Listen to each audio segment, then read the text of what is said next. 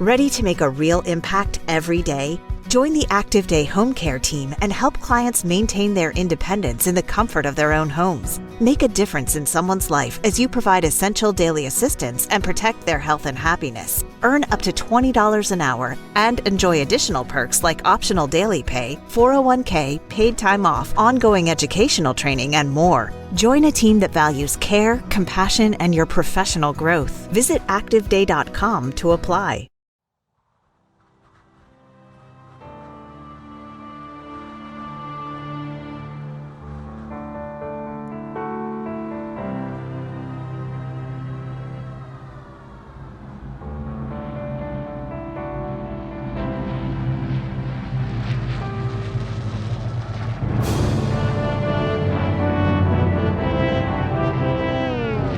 Well, hello there, and welcome to Infinite Inning Reissue number 8 for another flashback that takes us back 8 years to the show's inaugural season. As always, as I was then, a little grayer now, perhaps a little thinner, believe it or not, I am your host, Stephen Goldman, for a trip to the past with the mission of understanding the present. I'm going to keep this brief by my usual standards, even for these reissue episodes, and I'll tell you why.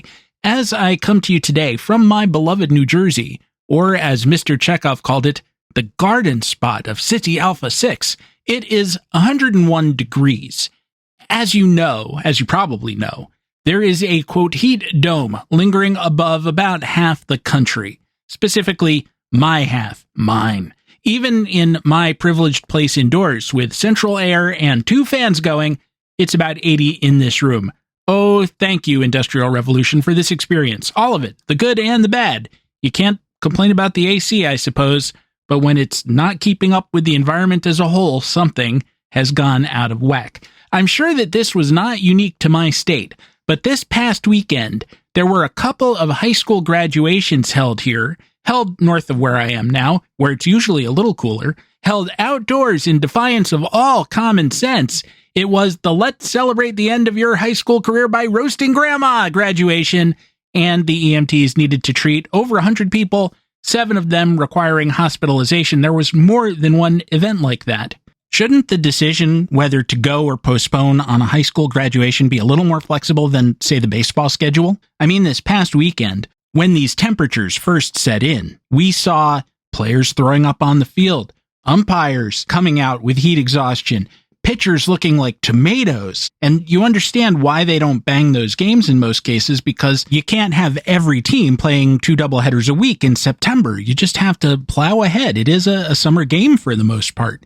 We haven't really addressed what happens when summers become untenable, but that's kind of what we're looking at now. As for a high school graduation, so you don't throw your cap in the air, just proceed directly to the party. Said party is presumably at night, perhaps indoors, and it's a lot cooler, and no one is keeling over from heat stroke. Other things perhaps, but not heat stroke. It's at moments like these that, at the risk of falling into the trap of confusing climate and weather, that I think of the projections of what our country will look like once all this heat has caused the seas to rise. And recall that one day, our children, our grandchildren, maybe even us, will be visiting Yankee Stadium or Citi Field by boat. And I think what that really means is they won't be going. It's for this same reason that I tend to think that Major League Baseball is nuts for insisting that the Rays, now supposedly in the process of being sold, remain in Florida. Not only do the Rays and Marlins not draw, but in not the long term, but the medium term, their locations may not be sustainable. When teams talk about building ballparks now, there's always language about mitigating climate change as part of the price of the package. When the A's were still pursuing their waterfront park in Oakland, that was part of the plan, for example, and it was included with the Rays park that is now in question as well. Yet, I'm not sure that those plans are anything more than eyewash. And what I mean by that is this. If your ballpark is in a floodplain of some sort, or just right on top of the ocean, maybe you can build it up so that it sits above any likely high water mark. That by itself, though, is a guess. Back about episode 72, I talked about the Boston Braves game disrupted by a massive hurricane that swept up the East Coast and delivered terrible damage and death in 1938. If you happen to visit a place like Providence, Rhode Island, where I had cause to be often while my daughter was at school there, they have plaques downtown that show the high water mark on some buildings that are still around 87 years later. They're pretty high. The storm tide was 20 feet, and those markers are roughly 14 feet off the ground. Those plaques provide a great example of what I'm talking about in terms of baseball stadiums and rising water. Those buildings in Providence are multi-story buildings. They're not the Empire State Building or, in Providence patois, the Superman Building. Look it up. But they're taller than 14 feet. So, in a sense, the third floor of those buildings and up were safe from the flood, but no one was getting in and no one was getting out. Similarly, maybe you can set up your ballpark so that it's well sealed against moisture getting in, at least if the hurricane doesn't tear the top away, as it did in Tampa last year, and you could build it up so high that it rises above the flood. But how is anyone getting there? How is Shohei Ohtani getting there? On water skis? That would be very dramatic. It would be even more dramatic if all 26 men on the roster, plus assorted managers, coaches, trainers, and so on, water skied in too. But it's not very practical for 40,000 fans to do the same. I imagine that that's going to be moot. If the waters rise to the extent that they're projected to, the national and global disruption is going to be so severe that baseball will be the last thing anyone worries about. They'll be too busy trying to find food and deal with displaced persons. Some Americans think they have a problem with migrants now. Ha ha ha. It's not going to be good. We're talking about a possible change in sea level of perhaps a foot by 2050. That's not that far away. If you just had a child, young Brad or Laura are going to be dealing with that in their early adulthood. It isn't so much that at a foot we'll lose so much land that, as with Gene Hackman / Lex Luthor's plan in the first Superman movie, that your desert property will suddenly become valuable beachfront property. But at high tide, it very well may feel that way for people at low elevations who happen to be too near the water. That describes a good chunk of Florida's coastline. Places like New Orleans, and New Orleans has had enough grief already, thank you, they just vanish. This week, our beloved leader's minions announced that he's opening a number of scenic spots forbidden to logging going back to President Clinton. These are beautiful parts of our heritage that will be destroyed forever should they get their way, so you and I can have paper bags and toilet paper. Now look, no one's going to knock TP. I appreciate the utility of a roll of toilet paper about as much as the next guy, but there are better ways to go about getting it, more sustainable ways.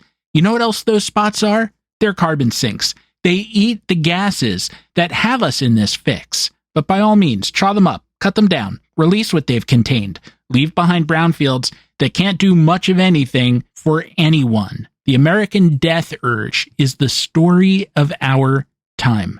Let's put it in this kind of time scale. Aaron Judge is 33 years old. Feels like he just came up, but he's 33. He's signed through 2031. When he'll be 40. Look, I don't like thinking about these dates any more than you do, but stay with me. Assuming he plays out the entirety of that contract and then immediately retires, he'll be eligible for the Hall of Fame on, I think I have this right, the 2037 ballot. He only became eligible this year. That's what happens when you're drafted out of college, which means you start later than many players, and then also spend most of 4 years in the minors. It all begins very late. We'll make a couple more assumptions. That he won't be caught doing anything that would land him on the Mark McGwire, Roger Clemens pile, and that he'll be inducted on the first ballot. It seems to me that by the time that happens, we should know the size and shape of the disaster, if a disaster it is to be. I wonder if anyone will be paying attention to Judge or to the C's. They might be too busy running for their lives. Our current boss will be 91, and so it's not really his problem, is it? Not likely to be anyway. Today's episode really doesn't tie into the foregoing overmuch. The first brief story is about an outfielder who was unappreciated in his time, unlike Aaron Judge. He even, like Judge, played for the Yankees for a hot minute, and he was great for that hot minute, but they dumped him immediately. The second story, I suppose, has some baseball in it and some relevance, but it really was a break from the show's regular focus to talk about one of the great American stories of corruption after the First World War. Ain't it grand how the money changes hands? And I'll tell you what, I very much enjoyed doing this sort of material and have thought about doing more of it in a venue other than the Infinite Inning. If this is the sort of thing that you like and would like to hear more of from this particular host, let me know. Your approbation would certainly encourage me to continue in that direction. Well, that's all I've got for this reissue episode. I'll be back with more if I'm needed, perhaps at the end, or to paper over a break as usual. I hope you enjoy this flashback to episode 50.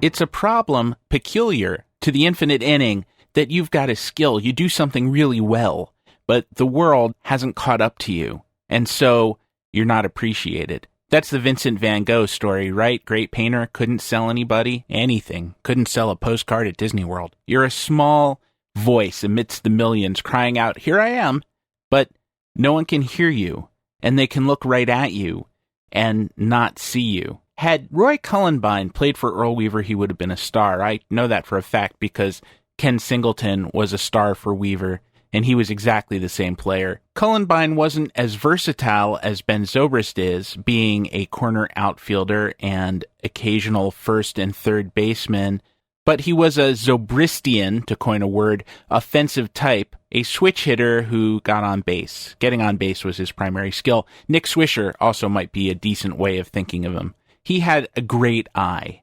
Give him a full season of play, and he'd walk 110 or more times. Starting about when he was 30, he also figured out how to hit home runs, and actually hit a career-high 24 in his final major league season. Playing from 1938 through 1947, he put up a lifetime on-base percentage of .408, and we know when you are up over 400, you are at the gold standard. No one cared. To be fair to those who evaluated him in those days, it wasn't all ignorance. It wasn't all that on-base percentage hadn't yet penetrated baseball's collective mind and displaced batting average as the standard for a player's offensive contribution. Cullenbine also had a bad reputation. Managers thought he didn't want to work hard, that he'd rather stay out late at night than play. He was traded 7 times during a 10-year career. Even when he played really well, he got moved. It would be presumptuous of us to say at this late date that all those managers, coaches, executives didn't know what they were talking about. They knew him. We don't. One team getting rid of a good player might be some kind of irrational prejudice. 2 might be a coincidence. A half dozen or more all saying the same things starts to seem like a consensus. But then again, there's that Van Gogh thing. Sometimes a consensus is right for its moment, but wrong overall. Or, as a sports writer said long, long ago, the common wisdom of the common people is a common fallacy. Cullenbine's initial team was the Detroit Tigers, but because of some contract manipulations, the commissioner declared him and a bunch of other guys free agents. The St. Louis Browns, of all perpetually broke teams, were the highest bidders for Cullenbine's contract. They regretted it. He played just 1 full season in St. Louis. That was 1941. He hit .317. He walked 121 times. It was one of the better offensive seasons that they ever had by a player who wasn't named George Sisler or Ken Williams or Goose Goslin or something like that. But all they could see was the walks, and they saw a negative. This is one of my favorite quotes in all of baseball history. Bill DeWitt, the co-owner and general manager of the Browns, and the daddy of the current owner of the St. Louis Cardinals, said, "Cullenbine wouldn't swing the bat. The manager would give him the hit sign and he'd take, trying to get a base on balls. Laziest human being you ever saw." Well, now we know if you had 8 guys that lazy and 1 good pitcher, you'd win the pennant going away. The Browns never had that. No one ever has had that, really. No team has had more than 3 players take 100 walks in a season. The 1999 Indians had 4 players draw 90 or more, and they scored 1,000 runs, so that's a powerful weapon. Obviously, DeWitt didn't see that. Again, neither did anybody else. Cullenbine was only 33 in his final season. In addition to the aforementioned 24 home runs, which led his team, the 1947 Tigers, he drew 137 walks. Unfortunately, his batting average was only .224. He hit only .206 on balls in play, which was either really bad luck or a case of pernicious anemia. If you see one of those statistics and you didn't actually see the action, you can only guess as to whether the player was smacking the ball every time up there, but it just always made a beeline for the shortstop somehow, or he was just done and wasn't hitting it with any authority at all.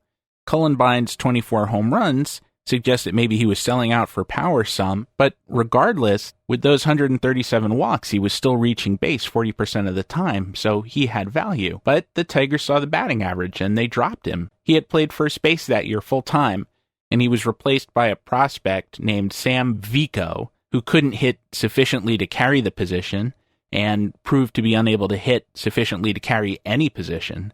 And the Tigers, from 1947 to 1948, declined by 7 games. But nobody picked Cullenbine up. He had a flirtation with the Phillies, they let him go, and that's it. It was just over. That Van Gogh thing, if you go to the Museum of Modern Art in New York, they have what is possibly Van Gogh's most famous painting, The Starry Night. It's on a wall, weirdly placed in the middle of a room, kind of on what seems like a support column. And you can't really look at it because there's always a throng of tourists around it. But they're not looking at it either. They're posing for selfies, having their friends take pictures of them with this famous item, which I think they feel like they've seen because it's so ubiquitous. You can get the Starry Night on a placemat or a coffee mug or a poster. It's everywhere. And yet, you're there. You're in its actual presence. There's no distance of reproduction between you and the item in question. And if you really looked at it, maybe you'd know something about it you didn't know before. Maybe you'd really get why it has spoken to people so much over the 130 or so years since it was painted. But they don't look, they only see, and sight without insight isn't valuable at all. In fact, it's tantamount to being completely blind. I'm Stephen Goldman, and this is the Infinite Inning Baseball Podcast.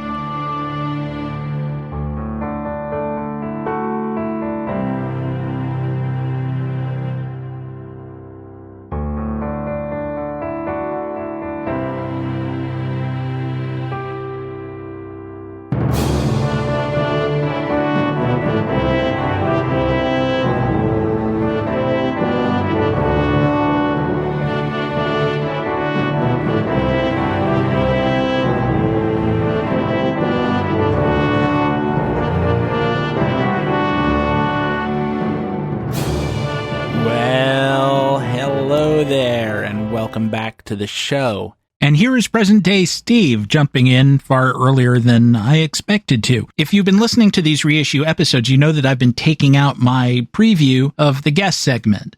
This episode's guest was Sabres' Jacob Pomrenke, who has an expert-level knowledge of the Black Sox scandal. You can, of course, still seek out that discussion as part of the show's archive wherever the show is available. Given all the talk about taking the fluoride out of our drinking water of late, I thought, though, that I would leave this bit in because it seems relevant to the present day. So please enjoy this excerpt, then we'll take a break and conclude with our longer second story of the episode. Thank you, signed, The Management. You hear us going back and forth on this, all the ways that the country was different in 1919 and all the ways that it was the same. And I feel like we landed closer to the same than you might expect. Except for dentistry, we have much better teeth now. Although there's a reason for that. It didn't happen by accident. And I think that's important too. I want to be clear, we didn't spend an hour talking about the history of dentistry. That's just a 2-second takeaway from a much more involved discussion. And yet, to go with an awkward metaphor, let the lack of cavities in your teeth be the canary in the coal mine. Maybe that's what the really dreadful Field of Dreams should have been about. Here in Iowa, Ray, here in the cornfield, I can eat peanut brittle without pain. I can dissect saltwater taffy without suffering the agonies of hell. Thank you, Ray. Thank you for this second chance.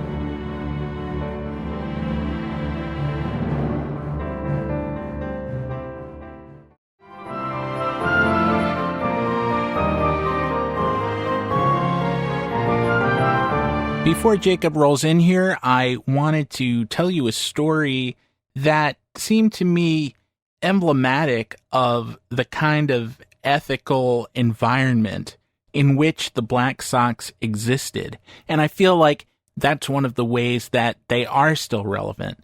This story doesn't necessarily have a lot to do with baseball, although there is evidence that the subject was a baseball fan. At the very least, there are pictures of him at ball games with his good friend Warren. His name was Jess. He was a big man, heavy, his face squeezed out behind a mustache and big, round, tortoiseshell glasses. And on the morning of May 30th, 1923, he sat in his bedroom in the Wardman Park Hotel in Washington, D.C., and he watched the sun come up. He had just burned all of his personal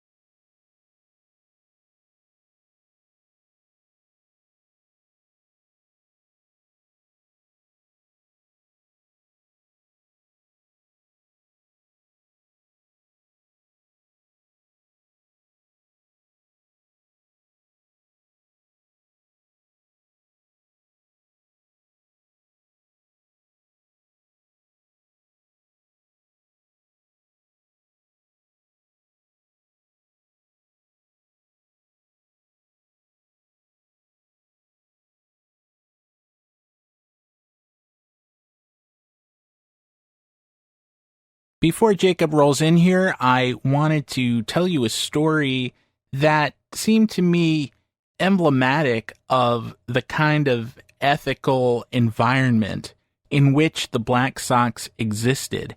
And I feel like that's one of the ways that they are still relevant. This story doesn't necessarily have a lot to do with baseball, although there is evidence that the subject was a baseball fan. At the very least, there are pictures of him at ball games with his good friend Warren. His name was Jess. He was a big man, heavy, his face squeezed out behind a mustache and big, round, tortoiseshell glasses. And on the morning of May 30th, 1923, he sat in his bedroom in the Wardman Park Hotel in Washington, D.C., and he watched the sun come up. He had just burned all of his personal papers in his room's metal wastepaper basket. He had also burned some personal papers belonging to other people none of which were in his lawful possession. Significantly, he couldn't burn a bank account called Jess Smith Extra Number 3 that was back in his small hometown of Washington Court, Ohio.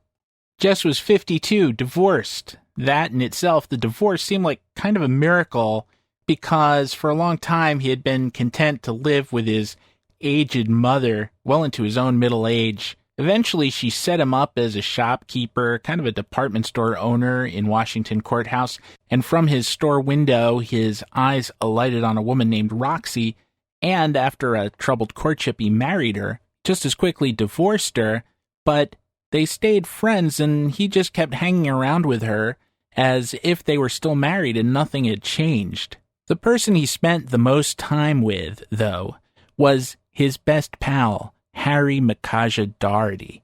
Doherty was a lawyer in Washington Courthouse. His brother owned the local bank, so they were big men in this small place.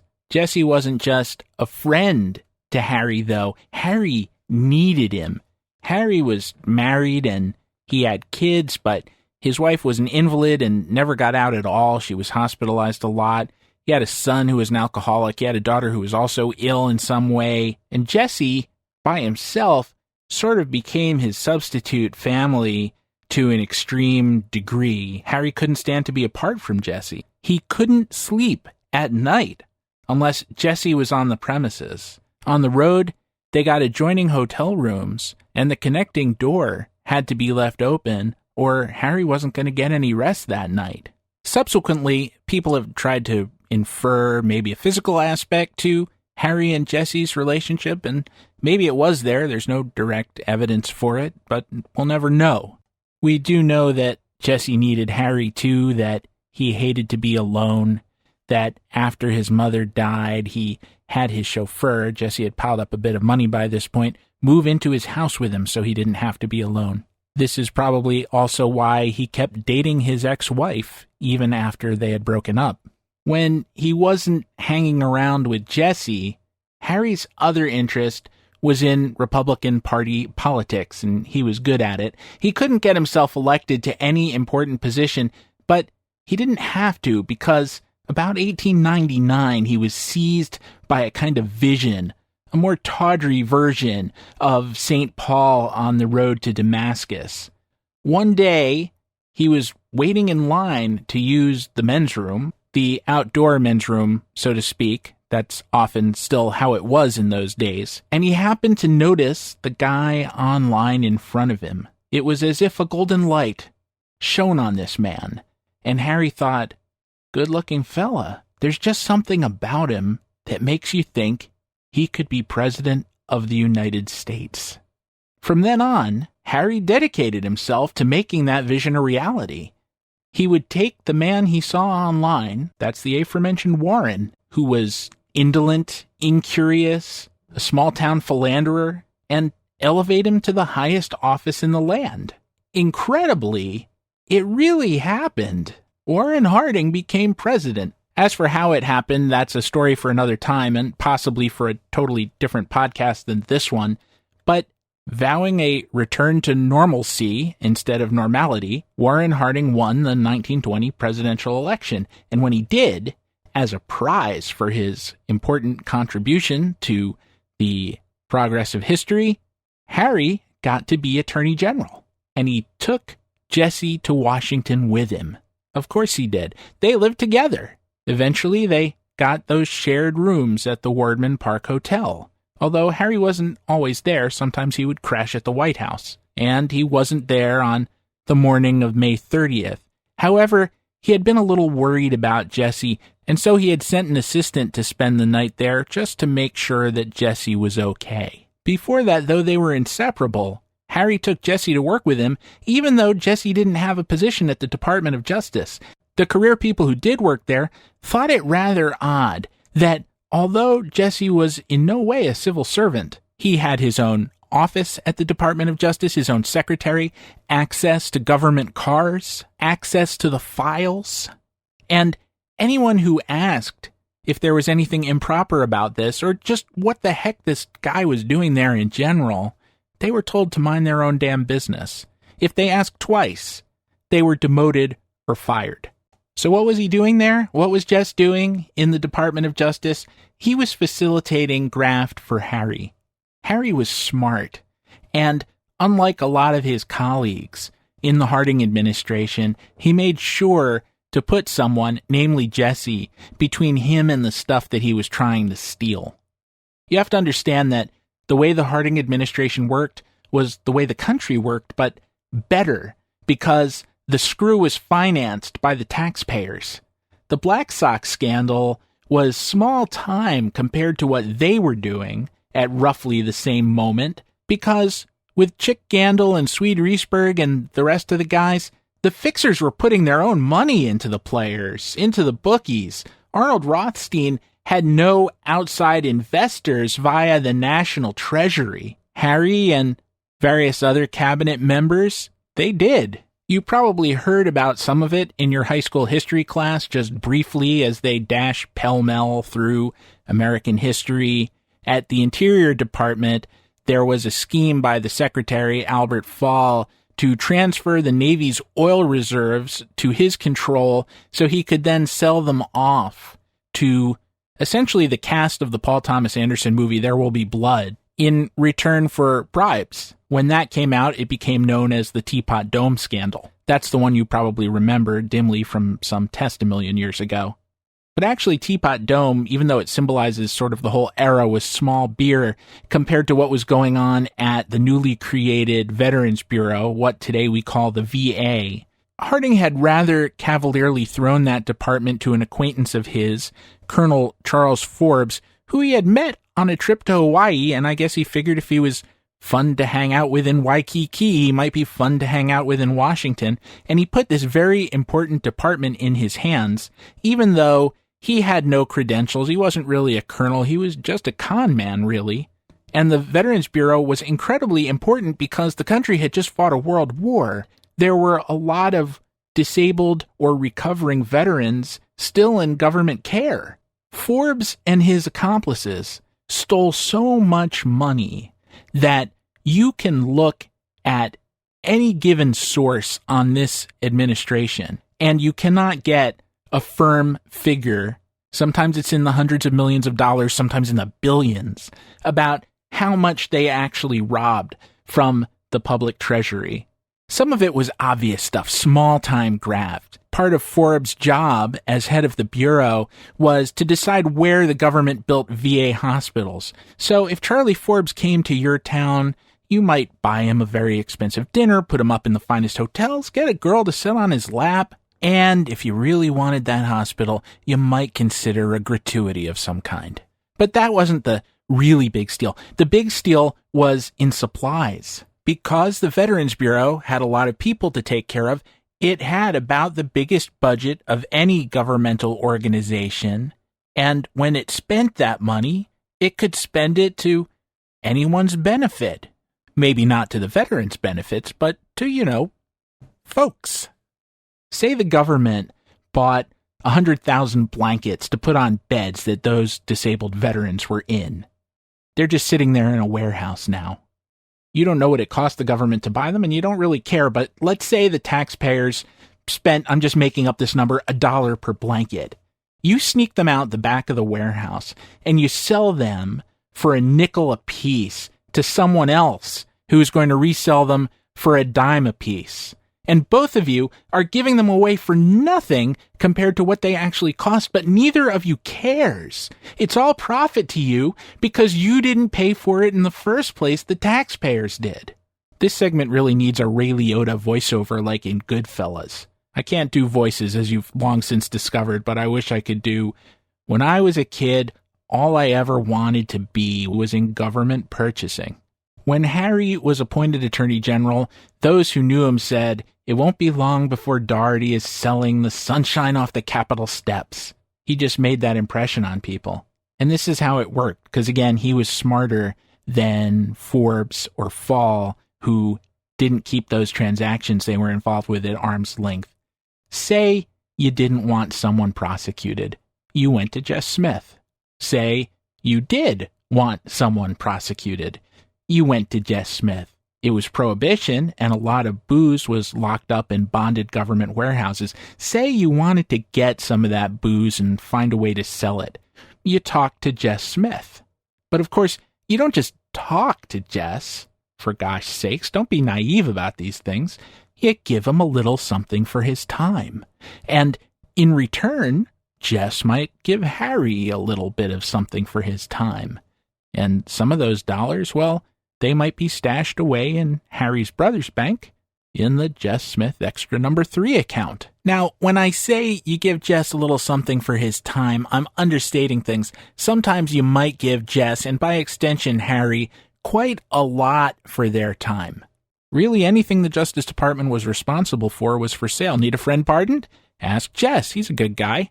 And since they had many of these operations running at one time, it piled up. Jess was heard to say, "My God, how the money rolls in." I don't know how he said it. He might have said it rapturously. He might have said it in disbelief. He might even have said it in disgust, though I doubt it. But what he was really probably doing was quoting a little ditty that was making the rounds. It was kind of a parody of that old chestnut, "My Bonnie Lies Over the Ocean." My father makes book on the corner. My mother makes synthetic gin. My sister makes love for $1. My God, how the money rolls in. Pretty soon, the Department of Justice was popularly known as the Department of Easy Virtue. What happened next is a little hard to piece together because there are conflicting accounts, and many of them take Harry's word for what happened. The one I find most persuasive is actually Herbert Hoover's account. He was Secretary of Commerce, the first Secretary of Commerce for Warren Harding, and one of the few clearly honest men in that gang. There has always been a lot of speculation about what Warren knew about all the thievery going on and when he knew it. It seems pretty clear that at the very end of his life, it was dawning on him just how out of hand things had gotten. Now, I don't think that Warren was as pure as the driven snow. He had a few improprieties of his own, but nothing on the scale of people like Albert Fall at Interior or Charlie Forbes at the Veterans Administration. And when he did begin to grasp the extent of things, it really did upset him deeply. There is a story that in the last months of his life, a visitor entered the Oval Office unannounced and found Harding with his hands around Forbes' neck, choking him. Warren looking like he was about to stroke out, which not terribly long thereafter he did, shouting, "You double-crossing rat, you son of a bitch," or words to that effect. And it was only the interruption that saved Forbes from being thoroughly thrashed by the President of the United States. Well, Warren found out about Jess's activities.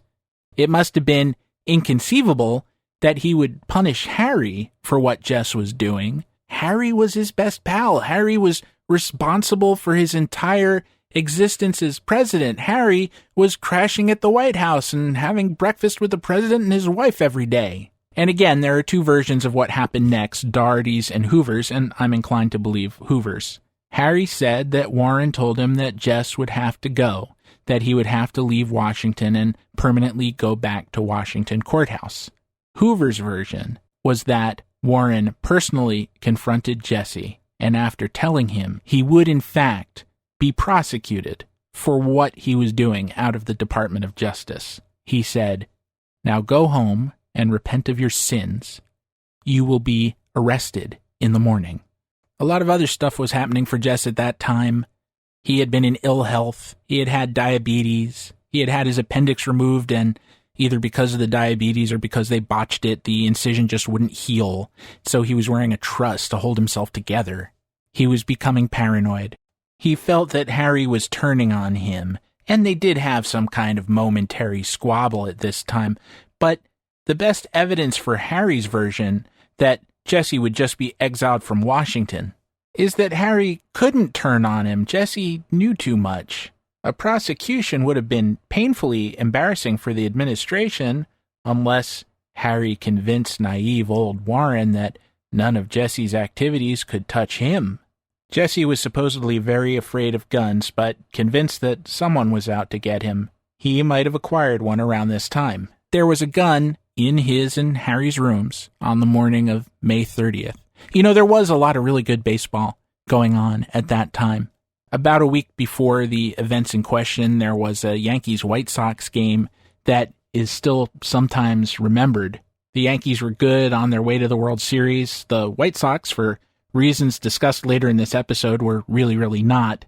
Nonetheless, the game was knotted at 1-1 after 6, and it stayed that way for the next 8 innings. Both starting pitchers, Herb Pennock for the Yankees and Mike Svengros for the White Sox, both lefties, went all the way. Pennock had a no-hitter going for a while, but that was obviously broken up. The Yankees loaded the bases in the 7th, 12th, and 13th innings and still could not score. The game had gone on so long that the Yankees were in danger of missing the train they wanted to take to their next stop, which was Philadelphia. In the top of the 15th, Whitey Witt singled with 1 out. Joe Dugan forced him, and that brought up one George Herman Ruth. As Ruth grabbed his bat and prepared to take his place in the on-deck circle, the Yankees' traveling secretary was openly bemoaning the fact that their travel arrangements were just being destroyed by this endless game, and Ruth said, "Take it easy, I'll get us out of here." Svengros had walked Ruth a couple of times that day, but decided to pitch to him there in the 15th with Dugan on. Svengros rocked and dealed, and the New York Herald Tribune described what happened next. On a long, majestic arc, the ball rose high, over the bleachers, over the wall, and into the field beyond the park, where a polo team was conditioning itself for games. It broke up the pastime and enabled the Yankees to catch an early train for Philadelphia. That home run was only the 205th of Ruth's career. Imagine if you were forced to stop following Ruth right there, and you didn't get to know everything that came next. That's what Jesse was facing on the morning of the 30th.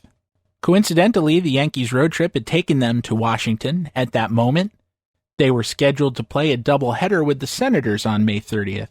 Ruth homered in the first game, knocked Walter Johnson out of the box in the third, and Herb Pennock, that same Herb Pennock, went all the way. Ruth also homered in Game 2.